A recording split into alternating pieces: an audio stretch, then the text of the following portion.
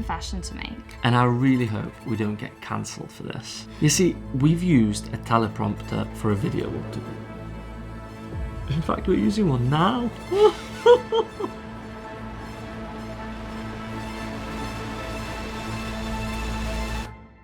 We used to think that using a teleprompter is a sign of weakness, that it's a dirty, dirty tool that shows you're a capitalist pig and have zero respect for your audience. Well, it turns out we were wrong. Not every video needs to be an emotive, heart-to-heart mothers meeting, and as much as we love to waffle on to you, there are also times that we actually need to get our information across in a concise and accurate way, and it's not easy. What do I need to say? I'm not ready. If we were... HE has a HDMI. We were talked into trying this out from our friend Pav at NAB. Check out his channel, he's great. And Prompter people have also been very kind to send us one of their latest models, the ProLine Plus Reimagined. And it turns out that, teleprompters are not always as boring and vanilla as they may sound. We've actually really enjoyed it, and the whole setting it up and everything, not what we expected. However, in order for you to also be enjoying using them, there are a few tricks that we can share so that your journey with teleprompters is not as painful to begin with as ours was, and you can skip the suffering stage entirely. Trying to learn how to make it show words now. So lesson number 1 is make sure that you get the distance right. What we mean by that is if you have a big ass teleprompter like we do and you are reading edge to edge, then it's very, very obvious that you are reading off a prompter. We made this mistake when filming some informational videos and we ended up looking like this. Okay, are you ready? We'll start with left, yeah? Okay. And then go like 1, left, 2, right, 3.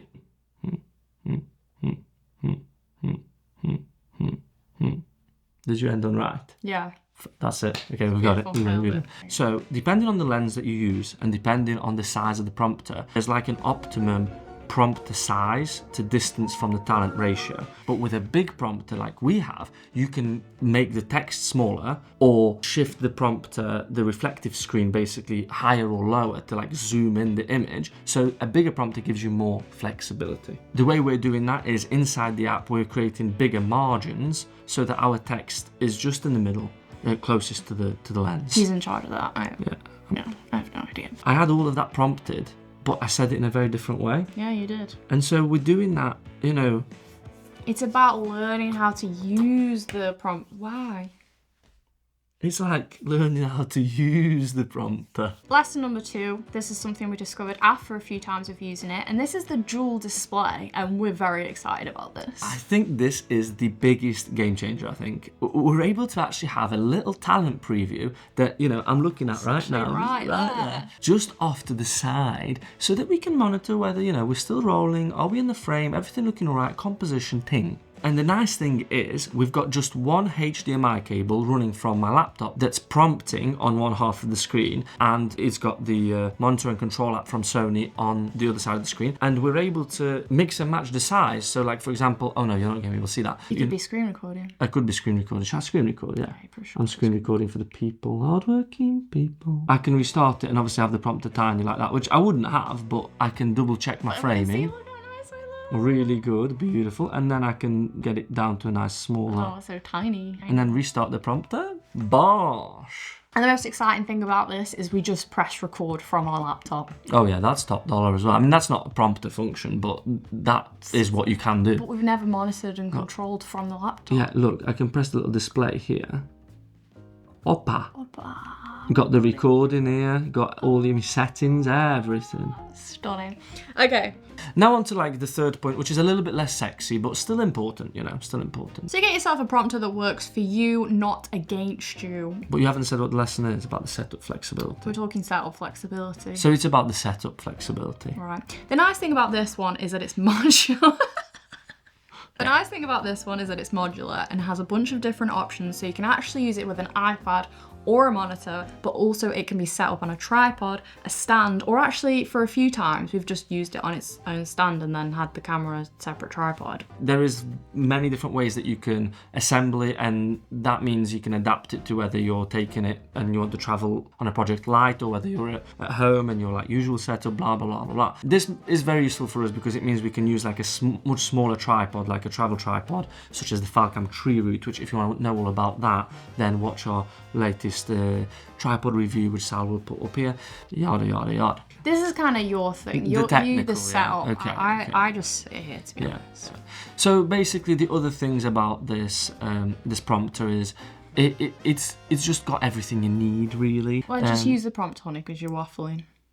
Yeah, but there's a bunch of things that I haven't put on that since that I've actually just set up the prompter and thought about. So it's got a bunch of things like the automatic positioning at the right angle. You just pop it, lock it, boom. It's got very nice quick release plates as well. Oh, we'll get onto that. It's got a little zip on the side if you need access to the lens for whoever taking a filter off, which I was just doing. We've got some side light coming in, so what I've done is I've set up a little firm flag so it's not reflecting off the screen and causing a flare in the lens. So it's nice. But this is the boring stuff that you told people that it wasn't. That wasn't. Boring. Yeah. Okay, sorry. Can you speed this up like 1.5x? The final bit is a quick release balancing plate, which is actually top dollar. They are both on the front sled and the back sled, so you can move the camera around, reposition it, and beautiful, really fast to do that. We're on to the final lesson. When you've got voice recognition and you don't use it, it's a mistake, okay? Not all teleprompters have this, and not all the softwares out there have this feature, so when we found out about this, it was pretty exciting. The Telescroll voice app is the biggest one. Gone are the days of the little remotes, the clicky click, like, whole nib things to time the pace of the scroll with the pace of your voice. This software recognizes your voice and it will keep up with you and follow your script automatically. And just as I was saying that, it scrolled, so it was like, it just did it. It's just wait, we've got a screen recording of it. Beautiful.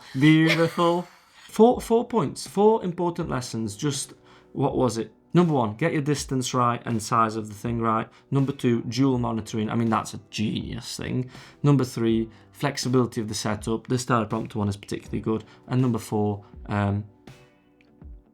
voice recognition. Yeah. So going forward, I mean, I don't even think we've nailed it in this video, but going forward, we promise to be more concise in our more informative videos to make sure we're keeping all the value in there and, you know, not wasting your time. Especially in those like more spec heavy or information heavy videos.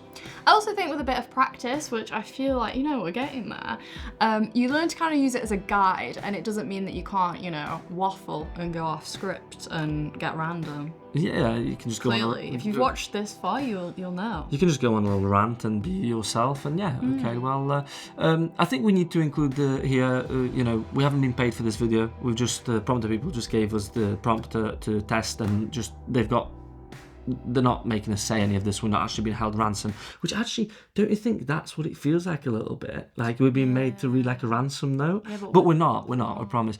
This could be used for, you know, when you definitely if you hold someone hostage, you could give them a teleprompter. It would work very well, especially voice recognition thing. Anyway, thank you to prompter people. Thank you very much. Yeah, go check them out. They are kind of legends in this game because I'm pretty sure that Mr. Beast uses their prompters. Was he? Yeah, I think so. I don't know. Anyway, give us a sub. We're Trio Stories, and we're going to be making vids about making vids and the life of creators, so... Toodaloo! Thanks for watching. Oh, it voice recognised the toodaloo. Thanks for watching. Bye-bye. Bye. Good, that's good.